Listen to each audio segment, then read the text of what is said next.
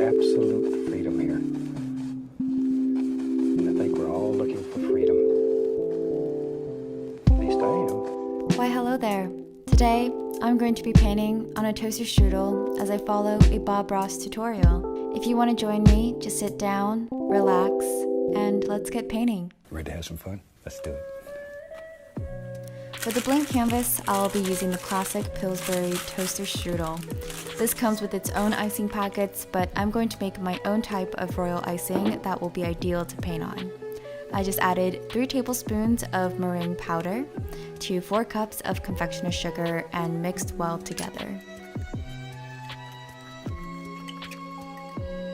Then I slowly added in water and whisked together until completely smooth.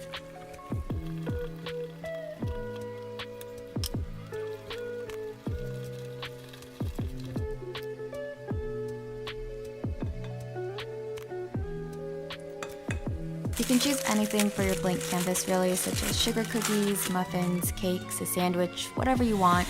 Just make sure the surface is flat to work with.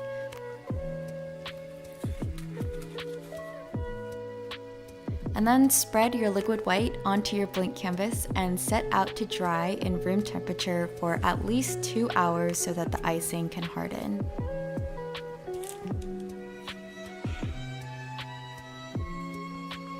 Then of course, you're going to need some paint.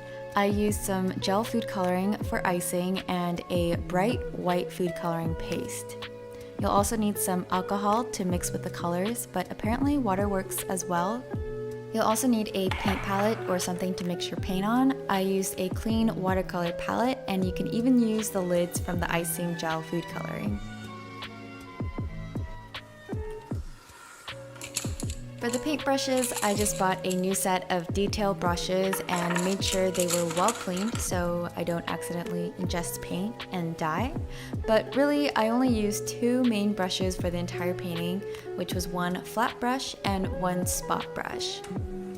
And to prepare, I added some alcohol to the bowl to clean off my brush when switching to different paint colors, and also had a paper towel by my side to dab any excess paint and to test the colors before applying to the canvas. And this was really helpful to have.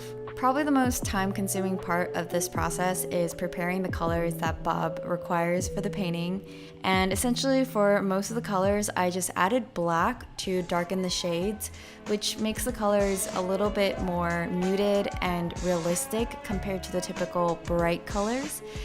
Even still, it's not that important if you don't get the exact shade he asked for, and really I went for only 1 shade of yellow even though he asked for 3 different shades of yellow.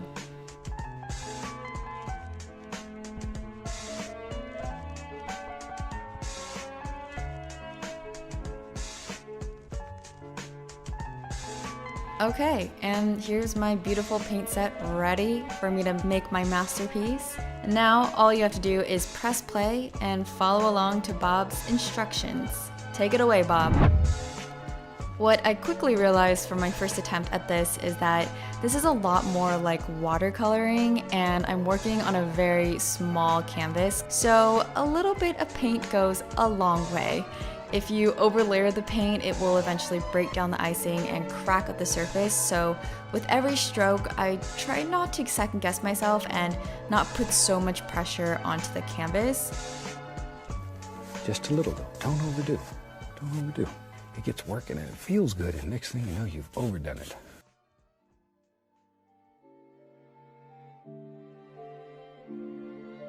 I took a few art classes in high school, but I am by no means a professional painter, nor do I even do this as a hobby.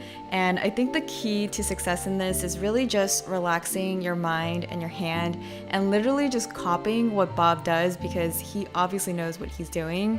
That may sound a lot easier said than done, but sometimes the more careful I am and the more I try to be perfect, I somehow find a way to screw up. So ultimately, if you're making this at home, it's all going to end up in your belly anyway. So as Bob would say, there's no mistakes, just happy accidents. Just chill and have a dandy time painting on a toaster strudel. No one's judging here. We don't make mistakes. We have happy accidents. Just don't worry about it. Learn how to use what happens.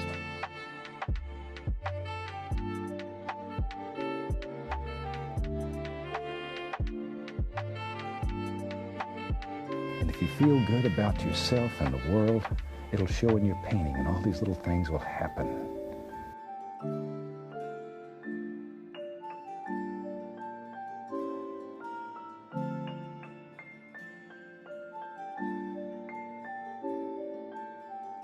That's the name of the game. It's enjoying.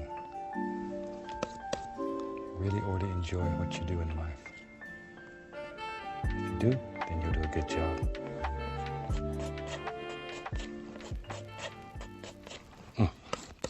And I certainly enjoy what I'm doing.